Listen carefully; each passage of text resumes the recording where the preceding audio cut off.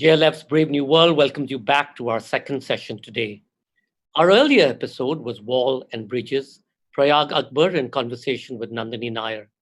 Those of you who've missed our earlier episodes with Piku Iyer, Jhumpa Lahiri, Siddharth Mukherjee, Peter Carey can catch them on our Facebook page, JLF Litfest, or on our YouTube channel, Jaipur Litfest JLF.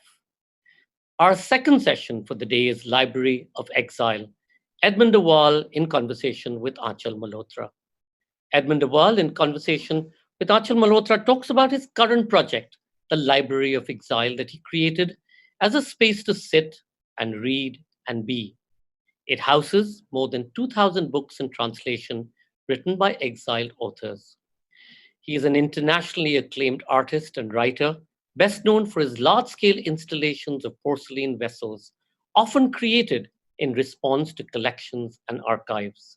His interventions have been made for diverse spaces worldwide, including at the British Museum, London, the Frick Collection, New York, Ateneo Veneto in Venice, the Schindler House in Los Angeles, and the V&A Museums in London. He's also renowned for his best-selling family memoir, The Hare with Amber Eyes and the White Road. He was made an OBE for his services to art in 2011 and awarded the Wyndham Campbell Prize for Nonfiction by Yale University in 2015. All the way from South London in his pristine white workshop. Welcome, Edmund. Thank you so much.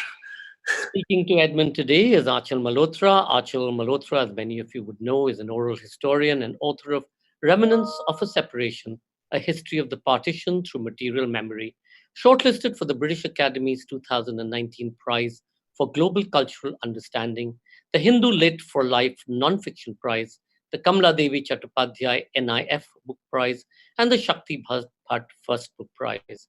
She is the co-founder of the Museum of Material Memory and is currently writing on a book about the sensorial landscape of Indian soldiers in World War I. Remember, ladies and gentlemen, do remember to comment or ask questions by typing it into the comment section. Aanchal will pose these questions at the end of the session to Edmund. Do also follow us, our handles, JLF Litfest on Facebook, Twitter, and Instagram to get notified on the upcoming sessions. In case any of you drop off due to bandwidth issues or in case you lose us, you can either log back onto your YouTube channel, Jaipur Litfest JLF, or go back to Facebook and hopefully we'll be back with you. Ladies and gentlemen, Library of Exile, Edmund de Waal in conversation with Aanchal Malhotra. Thank you, Sanjoy, as always, for this very nice introduction.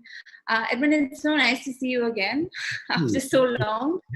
And since we have very little time, let's just dive straight into it. So what is the Library of Exile?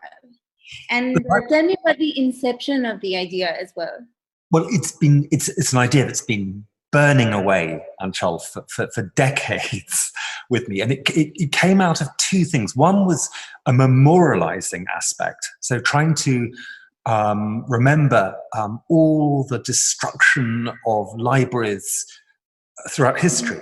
So I wanted to absolutely kind of concretize the systematic destruction of libraries that has been happening since the beginning, since Alexandria was burned, since this whole endless, iterative destruction of places of learning that's happened throughout history. I wanted to do that, but I also wanted to make a celebratory and positive way of bringing together a literature of exile, and that's because of family, because my own family is a family in exile.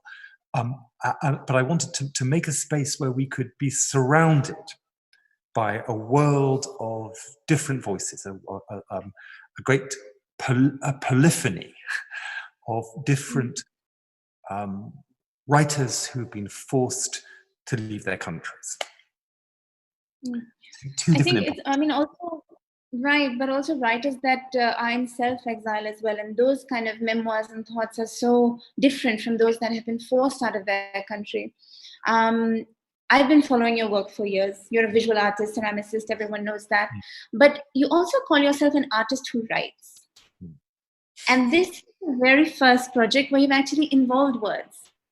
And it's a lot less minimalist, although when you look at it, it still looks fairly minimalist, but it has a lot of layers and texture to it. And I was wondering, I wanted to ask you why language is so important, particularly when language is taken from you. Well, it's interesting. I mean, I am an artist who writes, or a potter who writes, or a writer who pots. I have no idea who I am anymore at all, except that there are two things which are absolutely basic to being a human being. And one is the vessels that we hold, that we pick up, that we use. They're absolutely quotidian. They're part of our everyday life. They're part of human culture, and how we use those vessels, how we pass them on. Material culture is what we share, and we can talk for hours about that, Aanchal. But the other thing, of course, is song, is the beginning of language, which we hold very closely with us from the first moments that we hear our mothers in this world. And so we grow up with language absolutely as part of our living and breathing. And what it is to be separated from the place of language, and have that taken away from us by force, because of our religious beliefs, because of our political beliefs, because of gender, because of seismic political upheaval. I mean, your great, wonderful, extraordinary book on partition anatomizes that for us. And to feel exile, to have a sense of somewhere else where language belongs, where your heart belongs, where your family belongs, that sense of otherness seems to me something which defines us as human beings, that sense of the otherness of where we should be but cannot be now. So two things, making things and writing about them. I remember, I think we had this conversation when we met as well, how during the partition so many languages were lost when people crossed over the borders. And someone said to me in an interview once, when you don't have any connection to your land, language is one of the first things that disappears. You know, it's so intangible. So as a result, many languages in the subcontinent, if they haven't been passed down by generations, they're really dissolving, they're disappearing. But you have collected these languages in this beautiful space in the British Museum, but your exhibition is a traveling one, and it hits very certain, very particular cities that have almost heartbreaking and sometimes grotesque migration histories attached to them.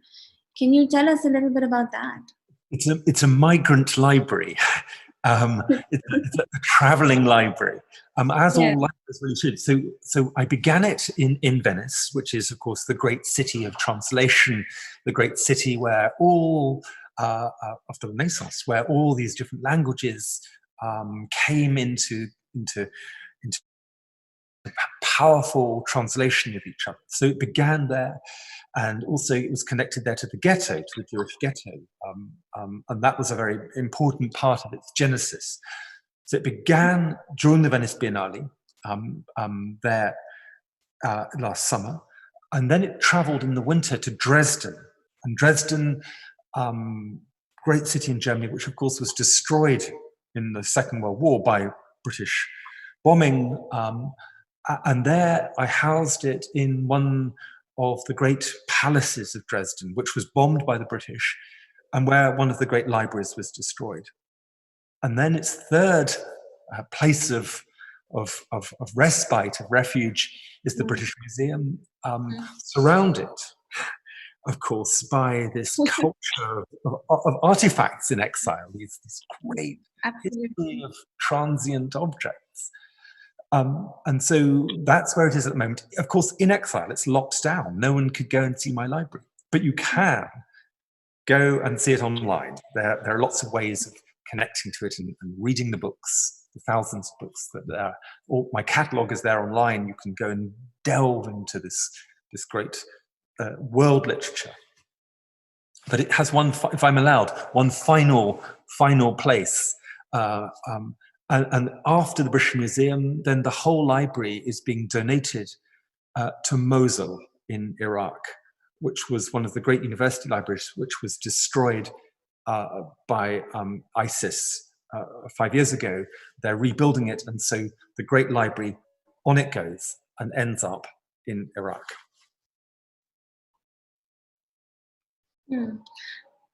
I think that's fascinating. It's so poignant, obviously Venice and the ghetto is also deeply connected to Jewish history, which is something you venture into quite a bit in all of your work, I think, including, of course, the hair, but also your book about porcelain. It travels so many different places. How did you end up choosing the books? How did you become acquainted with the authors and their stories? So his voice is so powerful.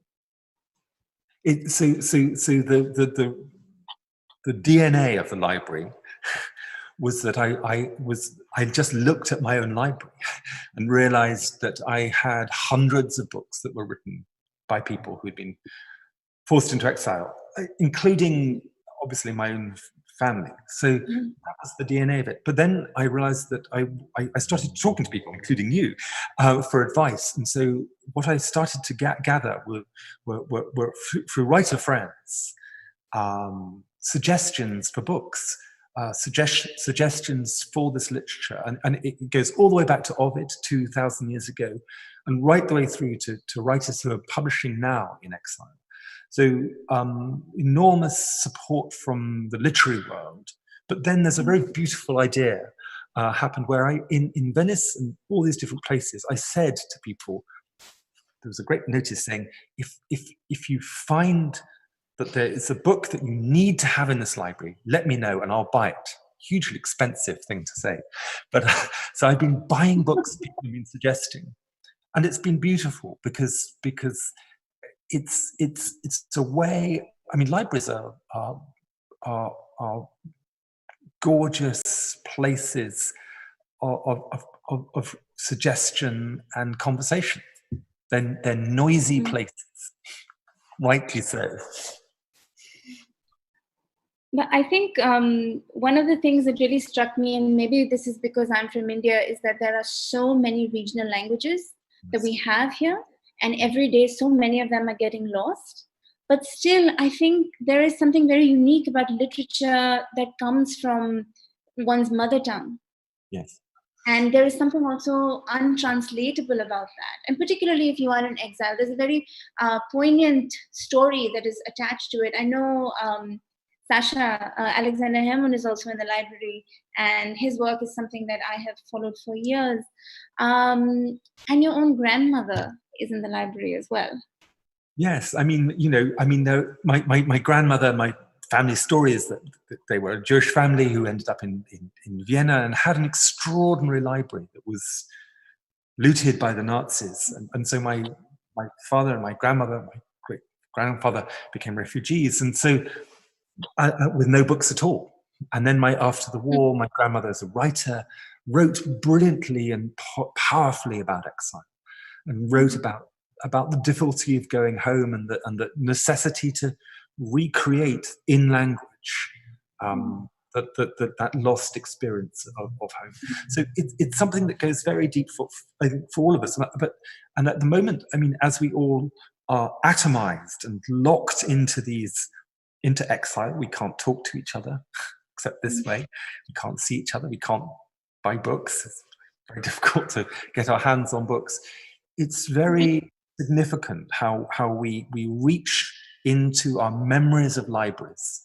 We reach back into this connection with what books have been given to us, have been passed on, have been suggested, and then we pass them on ourselves. And so I know I'm going on, Aanchal, but each book, absolutely critical, each book in the library, when you open it up, it has Ex Libris, Library of Exile, an Ex Libris plate in it. And if the book matters to you, you write your name. And so there are books in this library where hundreds of people over the last year have written their name, and you just get one name after another after another. And so it's a way of inscribing ourselves into the books that matter. It's cool. It's very cool. It matters. And I think sometimes it's all about also the language we don't understand, but the theme, there are so many similar themes when it comes to displacement and migration, no matter where you are in the world. There is something so almost prophetic and understandable by everyone. And I think I'm thinking also about oral history, which is something that you're also concerned about a lot, and how these stories vocally passed and orally passed on generations often end up in mother tongue languages, like languages that are not English. And a certain way, I think there's a certain way to talk about loss and to talk about belonging in your mother tongue, which perhaps doesn't translate as well in English sometimes. So I also love the idea of people inscribing their names into books they might not be able to read. It's a lovely idea. It's absolutely. It's very poignant. It's very. Yeah. And I was thinking I was going through on the British Museum, the link to the library, and I was thinking about your great-grandfather and his library that was seized from him in 1938, and he never got it back, right? And as people move from place to place, they lose libraries as well. So I think, to cut a very haphazard thought short, the word refugee is still very much a used word in our vocabulary today, and refugee narratives are still very much things that people actively think about and write about. Can you speak to the relevance of such a library in today's age, and also particularly the fact that we're all exiled from each other right now? Well, what we see, we've been seeing it in India for the last month, is this extraordinary, I want to say biblical, because that's my reference here. Movements of people, and over the last decade, we've been so conscious of population movements, of refugees, of migration, and what we see time and time again is this toxic language, this policing of borders, this endless stigmatizing of people who are on the move, who are moving for all kinds of reasons. But I want to turn it on its head. I want you to sit in the library and look round at this literature which has given us so much, all of which, this world culture which depends on people moving. It depends on people crossing a border. It depends on people bringing a language and reinvigorating, revivifying the culture they move to. It depends on this gift, which it is that someone who comes from somewhere else gives you, the gift of somewhere else. And so actually, speaking as the child of a refugee who would only be here, if a border was open for our family, I want to sort of talk about value and respect for refugees, and value and respect for the literature of exile. So for me, it's a hugely personal. It's a kind of, to be honest, Aanchal, this is the kind of project it's the most complicated project I've ever done, but in some ways it's the simplest. It's absolutely the simplest. The heart of it, the feeling of it is very pure, actually. Well, it comes across as something that is full of pathos. Yeah. Now, obviously, you cannot get away from the object or the artifact. That is very much tied into your practice. So tell us, in Dresden, you added another element to the installation, right? Yeah. So there Dresden is the place where porcelain began in Europe, Meissen porcelain, 18th century. And I bought an extraordinary dinner service of 18th century porcelain that had been looted from a Jewish family in 1938, stolen by the Nazis. And during the firebombing, the destruction of Dresden, this beautiful dinner service of birds, insects, and flowers had been destroyed. So they were just fragments, these shards. I bought these, and with a great Japanese artist, we pieced them back together again using gold, this wonderful Japanese technique called kintsugi, where you mend using gold. And I showed them again in Dresden. And it's a beautiful image. You must go, if you look on my website, you can see these plates. It's a really beautiful image, Aanchal. It's a way of showing damaged objects and showing the history of them. It's not about restoring them and making them perfect. It's about showing the history of an object. It's basically about storytelling. It's basically about storytelling through objects, which is kind of what we care about. We both care about. Absolutely. Okay, so we have questions from the audience. Yes. Shall I go ahead? Okay, Arun G asks about languages that are no longer used or translations are difficult. How does one deal with works like this? Well, my goodness. I mean, it's so difficult, isn't it? Because actually translation, we need translation more than ever before. And at every point in this progress of my library through the world, we've done workshops with around translation, working with poets and translators to kind of emphasize the fact that all literature is dialogue. All literature is dialogic. It's a conversation between a reader and writer, translator and text. What I think this particular question addresses as well is again your thing about the lost languages, about needing to keep translation going, keep alive, the vigor of language alive. It's something that we need to care about profoundly. Much more of this. Yes, but I think one of the beautiful things about the Library of Exile is that the fact that it has books from all languages. Well, it's not. Well, after this, yes, go ahead. We've only got 90 languages, I think. We need many, many more. We've got 100 more languages to go. So after this, I'm sure the suggestions will pour in.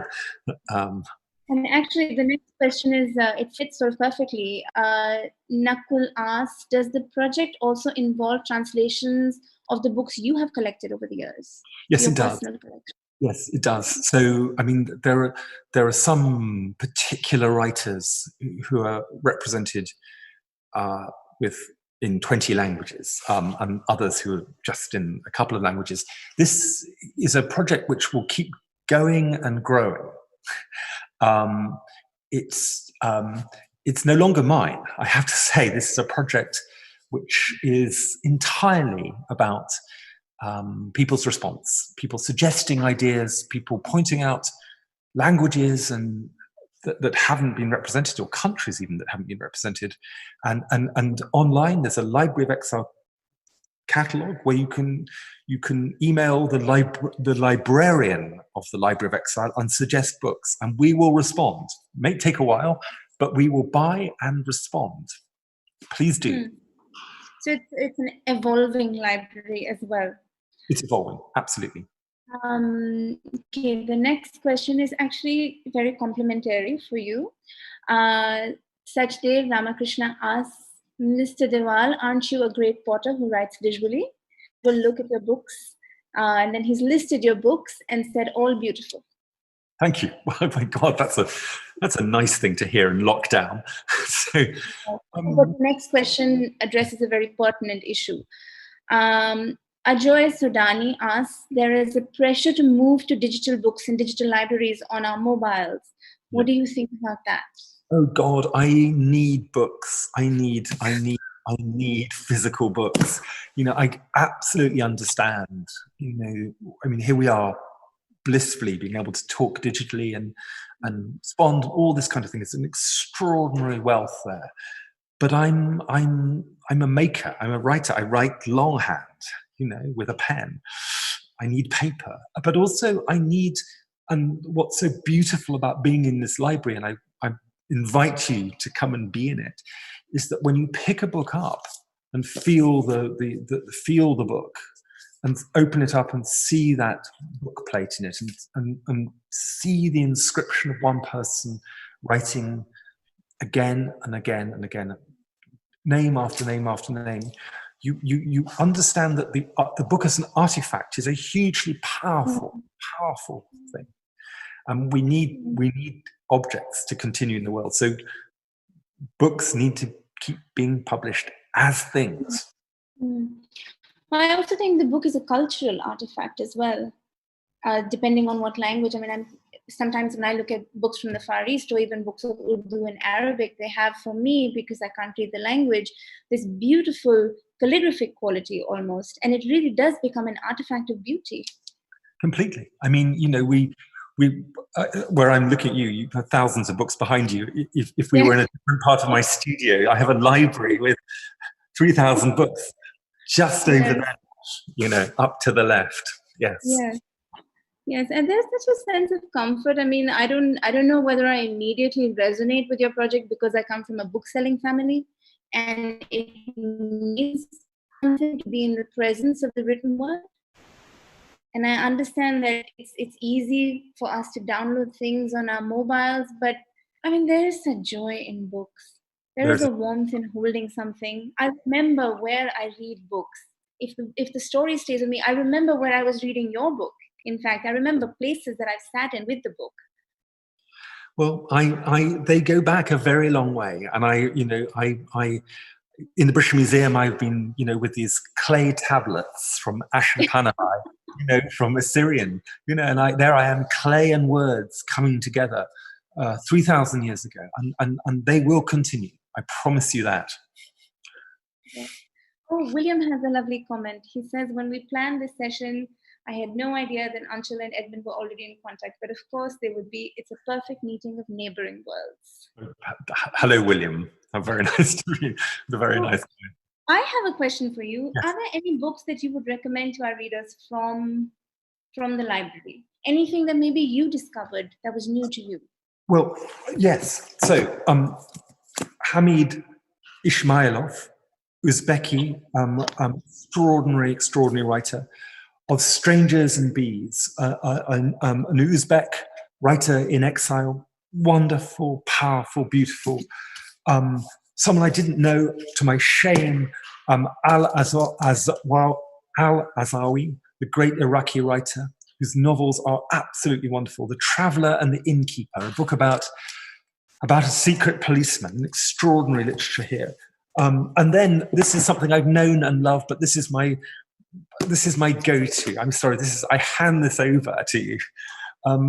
A great Romanian poet who wrote in German called Celan, C-E-L-A-N, Paul Celan, whose poems are absolutely heartbreaking. His parents died in the Holocaust. He wrote in German, beautifully translated into English and French and many, many other languages.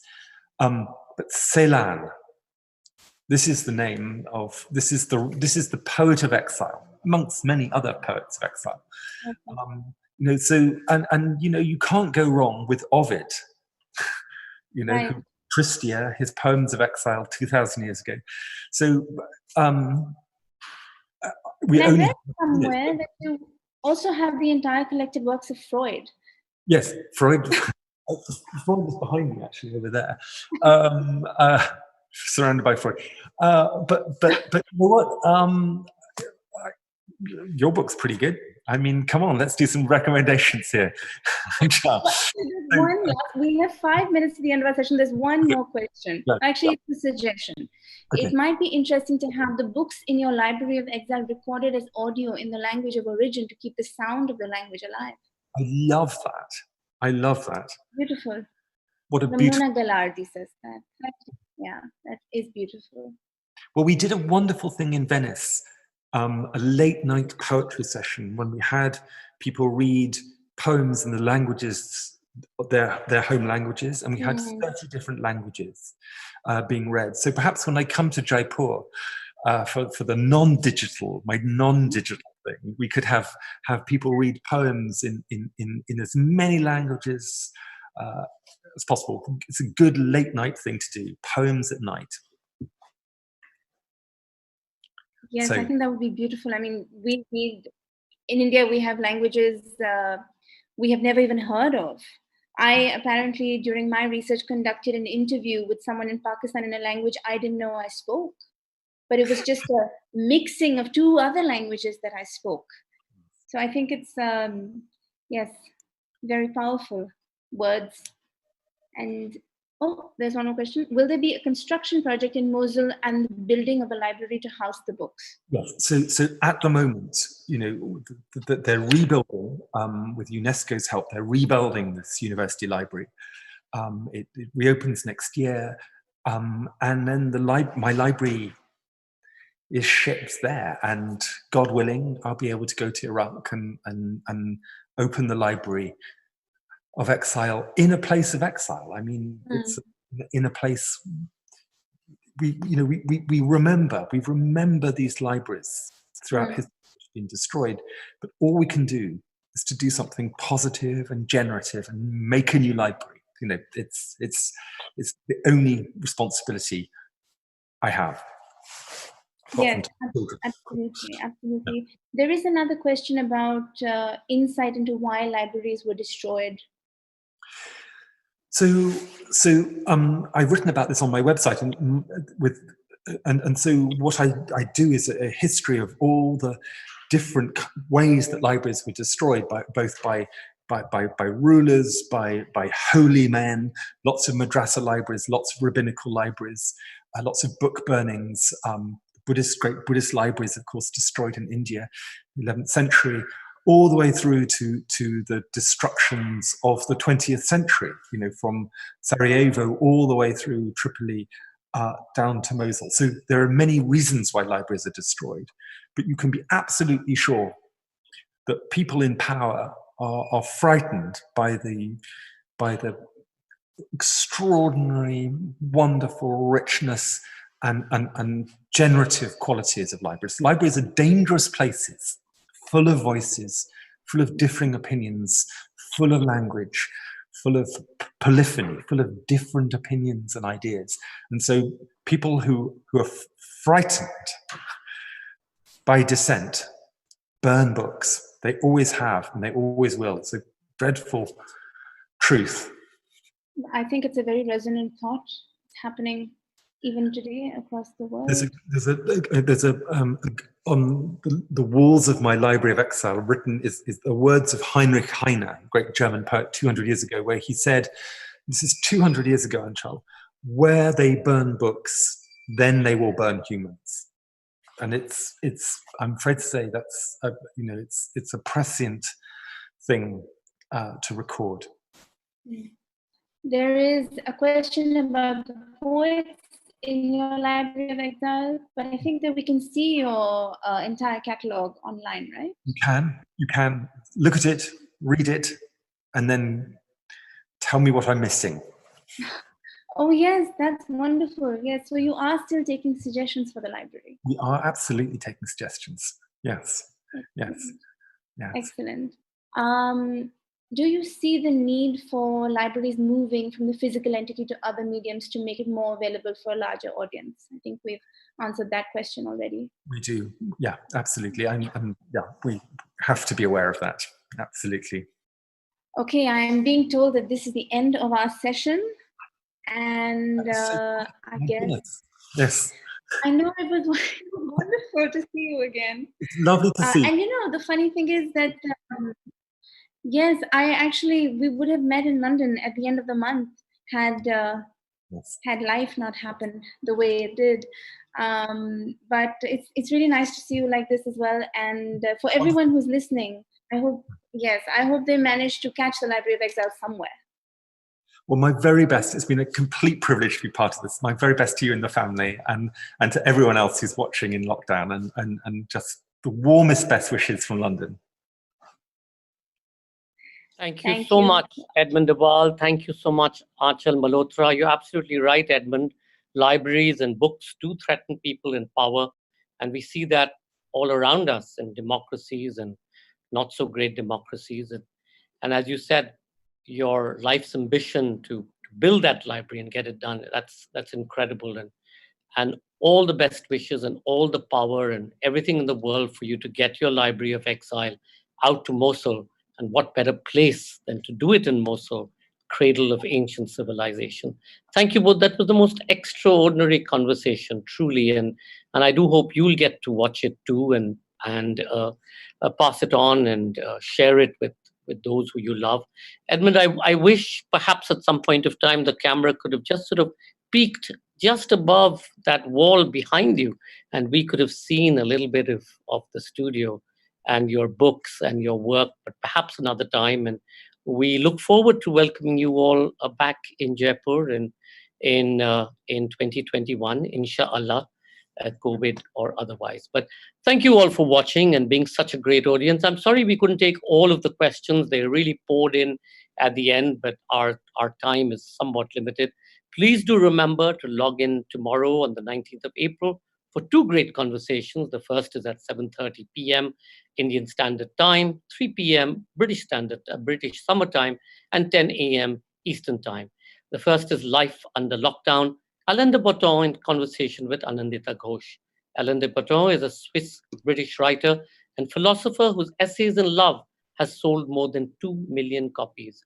He's in conversation with Anandita Ghosh, and he talks about his life and work and his thoughts on living under lockdown.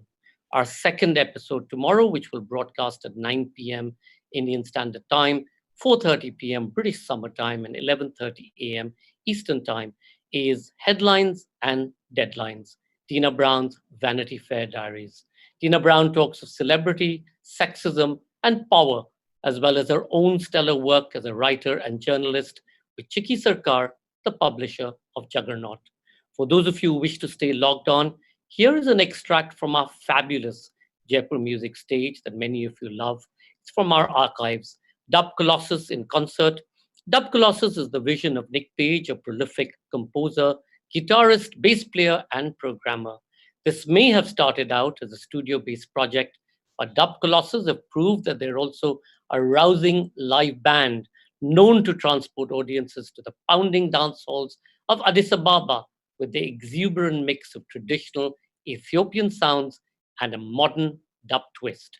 So enjoy that, and we look forward to seeing you back tomorrow.